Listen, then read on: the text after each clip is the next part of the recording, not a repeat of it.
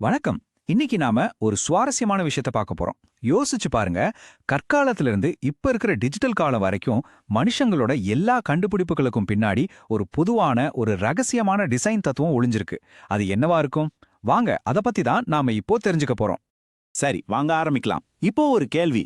ரொம்ப வருஷத்துக்கு முன்னாடி நம்ம முன்னோர்கள் பயன்படுத்தின ஒரு சாதாரண அரைக்கிற கல்லுக்கும் இன்னைக்கு இருக்கிற ஒரு ஹைடெக் மெஷினுக்கும் பொதுவா என்ன இருக்க முடியும்? ஒன்னு சாப்பாடு தயாரிக்க உதவுது, இன்னொன்னு பெரிய பெரிய பாகங்களை உருவாக்குது. ரெண்டுக்கும் சம்பந்தமே இல்ல மாதிரி தெரியுது இல்லையா? ஆனா இருக்கு. இந்த புதிருக்கான முதல் க்ளூ அது அந்த அரைக்கிற கல்லுல தான் ஒளிஞ்சிருக்கு.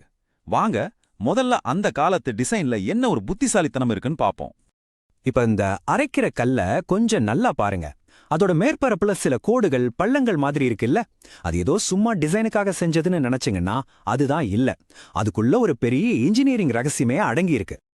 அப்போ அந்த பள்ளங்கள் என்னதான் பண்ணுது? அதுக்கு ரெண்டு முக்கியமான வேலை இருக்கு. ஒன்னு, மேல இருக்கிற கல் சுத்தும்போது அது தடுமாறாம ஒரே சீரா சுழலத்துக்கு வழி செய்யுது. ரெண்டாவது, நாம போடுற தானியத்தை எல்லா பக்கமும் சமமா பரப்பி விடுது.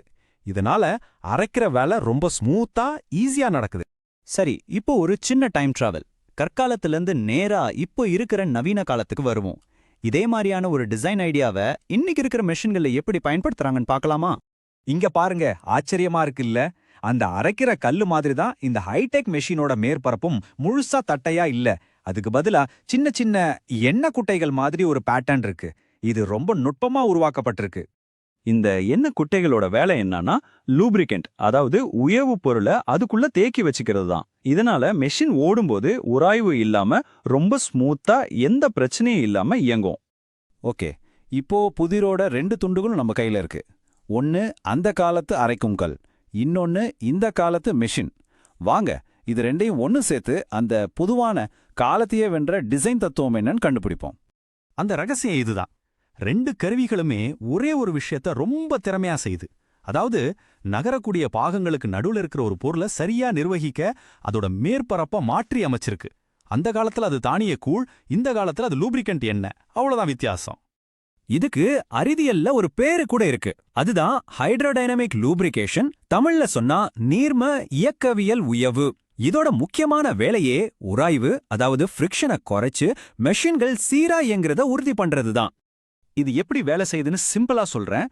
ஒரு பாகம் நகர ஆரம்பிக்கும் போது அது அந்த சின்ன சின்ன குட்டைகள்ல இருக்கிற லூப்ரிகன்ட்டை இழுத்து ரெண்டு பாகங்களுக்கும் நடுவுல ஒரு மெல்லிய பாதுகாப்பு படலத்தை உருவாக்குது. இந்த படலம் தான் ரெண்டு உலோக பாகங்களும் ஒன்னோட ஒன்னு நேரடியா உரசாம பாத்துக்குது. சரி, இந்த டிசைன் ஏன் இவ்ளோ முக்கியம்னு கேக்குறீங்களா? ஒருவேளை இந்த மாதிரி பள்ளங்களோ என்ன குட்டைகளோ இல்லனா என்ன ஆகும்? அப்போ நாம உராய்வுக்காக கொடுக்க வேண்டிய விலை ரொம்பவே அதிகமா இருக்கும். அத பத்தி தான் இப்ப பார்க்க போறோம். இந்த புத்திசாலித்தனமான டிசைனால என்னெல்லாம் நன்மைன்னு பாருங்க. இயக்கம் ரொம்ப ஸ்மூத்தா இருக்கும், உராய்வு குறையும், தேவையில்லாத ஆற்றல் இழப்பு கம்மியாகும்.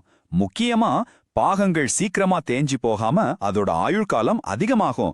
இது கல்லுக்கும் சரி மெஷினுக்கும் சரி ரெண்டுக்குமே பொருந்தும். ஒருவேளை இந்த டிசைன் இல்லன்னா நிலைமை ரொம்ப மோசமாயிடும். உராய்வு தாறுமாறா அதிகமாகி பயங்கரமான வெப்பத்தை உருவாக்கும். இதனால பாகங்கள் தேஞ்சு போய் கடைசியில அந்த அரைக்கிற கல்லா இருந்தாலும் சரி, இந்த நவீன மிஷினா இருந்தாலும் சரி, ரெண்டுமே வீணா போயிடும். ஆக கற்காலத்துல இருந்தே இன்னைக்கு கம்ப்யூட்டர் யுகம் வரைக்கும் நாம பார்த்த இந்த ஒப்பீடு இன்ஜினியரிங்கை பத்தி நமக்கு ஒரு முக்கியமான பாடத்தை கத்துக் கொடுக்குது. நம்ம பயன்படுத்துற கருவிகள் மாறலாம், டெக்னாலஜி அசுர வளர்ச்சி அடையலாம், இயற்பியல் பத்தின நம்ம அறிவு கூட அதிகமாகலாம். ஆனா உராய்வையும் தேய்மானத்தையும் கட்டுப்படுத்த வேண்டிய அடிப்படை சவால் அது என்னைக்குமே மாறாது. இதிலிருந்து நாம தெரிஞ்சுக்க வேண்டிய விஷயம் ஒன்னே ஒண்ணுதான். ஒரு நல்ல இன்ஜினியரிங் ஐடியாவுக்கு காலமே கிடையாது.